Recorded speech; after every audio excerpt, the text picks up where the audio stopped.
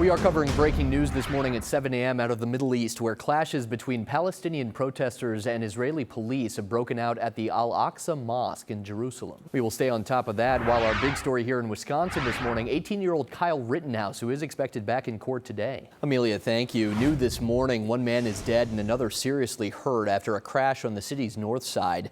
Police say the two drivers crashed into each other near 20th and Highland around 11 last night. The man who died was 56 years old, while a 31-year-old man remains in the hospital. And Burlington police have released some shocking video of a man being tased. Take a look. Stop. I swear, let's go! Gun. Still ahead, why the suspect says he was rushing home and driving a mini bike on the sidewalk. And Brian is live at State Fair Park. Well, the 59th annual Nary Spring Home Improvement Show kicks off today at 10 a.m. And when I saw this on the calendar, I knew Brian would be there. He's at State Fair Park this morning, giving us a sneak peek. Good morning. I got a little bit of vindication this morning, guys. I thought Rob was going to get on me for turning on the air conditioning finally. But you said the same thing. It's the humidity. It's not really the temperature. Yeah, I'll put on a full snowmobile suit in the winter to avoid putting the furnace on. Yeah. I mean, I've been known to do that. But the humidity, I just can't take it. Yeah. So the AC did come on yesterday for us. So That's this is a our miracle. This is our question now. So we want to know what the viewers are doing at home with the real taste of summer coming this weekend. Get on your phones, get out that QR code, or maybe go to fox6now.com. Let us know. Have you turned on your air conditioning yet, or will you this weekend with 80s and some of the humidity? Overwhelmingly right now, 77% agreeing with us. Get ready for this. A lost village hidden underwater for several decades just emerges from a lake in northern Italy. This is wild. Take a look at this video. The former town of Curan. Whoa. That is fascinating. That's cool. All right, so start in Italy and then head to Paris for this. Oh. Wow, a tourist here living on the edge as a giant art installation has created an illusion here that shows cliffs below the Eiffel Tower. That's like bridging cool. a giant canyon or something. Shows the iconic landmark in black and white with it standing on either side of a cliff, and then visitors get to pose, of course, for pictures for Instagram and the like, Yes. as they appear to jump over the cliffs or maybe fall down. That is fascinating. I was going to say, too. that screams Instagram. Right? Absolutely. Oh my gosh, Wow. that's stunning though. Look at that. Also, Carl, does that segment make you sad? Because it does for me. They're like doing this to us specifically too. I just want It to just travel. hurts. It hurts. Someday, maybe. Yeah. After baby number 2, Yeah. someday. What was I thinking? Just kidding. Very excited. Back with Wake Up in a bit. Fox 6 Wake Up News, Milwaukee's most trusted morning news show. Now at 8:30, a high-speed chase going across state lines. The fatal shooting that led to that rush out of town. And Kyle Rittenhouse returns to Kenosha. The security surrounding the courthouse and what is expected at this morning's hearing. Good morning. Hey guys. Hi. That's all I got. Really? Yeah. She may or may not be housing a donut. Yeah, right now. exactly. I mean, yeah, it's like there may be a donut. Good morning. Yeah. I'm like, just talk. Yeah, don't blame you. It is a beautiful morning out here. This is where the map stands according to the races that the AP has called at this point, 9:15 on a Wednesday morning.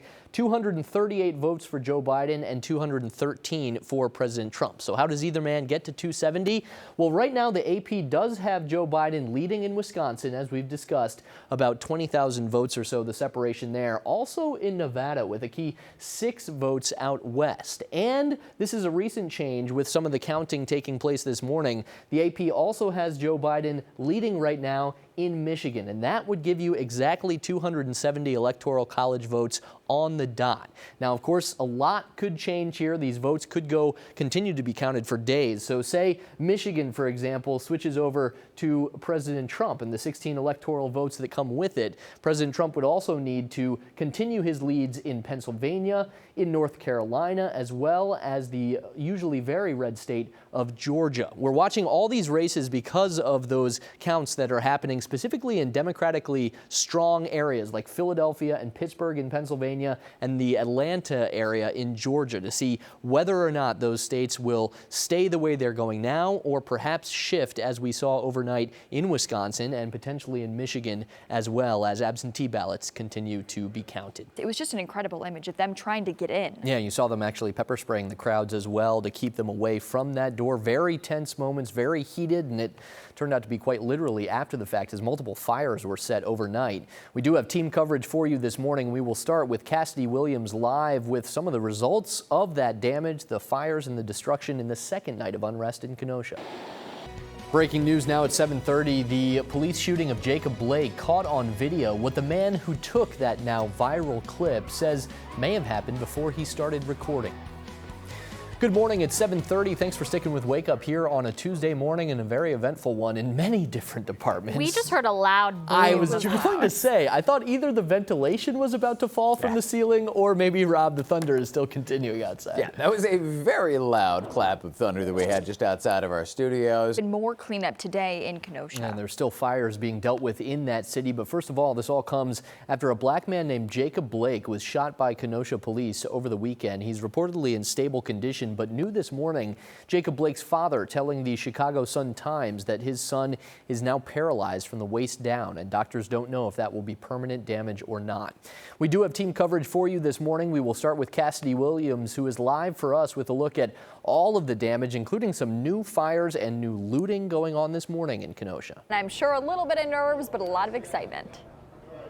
Yes, indeed. And those 3 straight playoff appearances, first time in team history they had accomplished that. Now, last year was a little bit fluky. They actually finished under 500, 4th in the division, but because of an expanded playoff format, they did make the postseason once again. This season, though, Lily, as we are looking forward to 2021, very different. A lot of expectations for this team, expected to contend for, if not win, the NL Central. And David Stern's using 2 words to describe this upcoming season: excitement and optimism. I'm pretty sure that's what everyone here in Milwaukee is thinking. Yeah, certainly goes for the fans that will be in the stands here at American Family Field for opening day, and all the rest of us watching at home. That's it for now from the ballpark. We will have much more throughout the morning, guys. It was a historic night for Nomadland, the big winner at the 93rd Annual Oscars. And this morning we are breaking down the winners, the most talked about moments, all from Hollywood's biggest night. Joining us live this morning, extra correspondent Rachel Lindsay. Great to have you with us here, Rachel. All kinds of things to talk about coming out of last night. That bizarre ending, certainly a historic night for women in many ways. And we learned that Glenn Close gets down. So what was your biggest takeaway from the night? You just said it, Carl. I wish I could pull off a tux like Riz. He looks fantastic in that. Let me ask you about the format as well, because it was a return of the red carpet that we haven't had in so many of these other pandemic award shows. And the show itself changed in many different ways, switched up the format and the order of some of the awards. What did you make of the way the show played out? Because it was very different than what we're used to seeing at the Oscars. Yeah, the show was hostless. It was just oddly anticlimactic. I'd be curious what your experience was watching it. For me, I stayed up way too late as a morning anchor to watch it. I was ready for this big reveal at the end, and then it was just kind of like, oh, that's it, and now the show's over. How did you respond to that? Let me ask you one final question here. One of the things that I was thinking about during the show is just how accessible so many of the movies are this year. Maybe that's pandemic related, but so many debut on streaming services now, or at least available on streaming services. Is there something out there that you want our viewers to go check out, to go watch? If there's 1 or 2 things that you think deserve to be recognized and were last night, what should people check out? Yeah, I think that's an absolutely great point. For so many people stuck inside all year, Nomadland's grand vistas and all these beautiful shots around the American West were just a nice escape, as well as a wonderful movie. Rachel, thank you so much. Excited to see you on Extra here on Fox, and thanks for joining us here this morning. Hope you enjoyed the Oscars.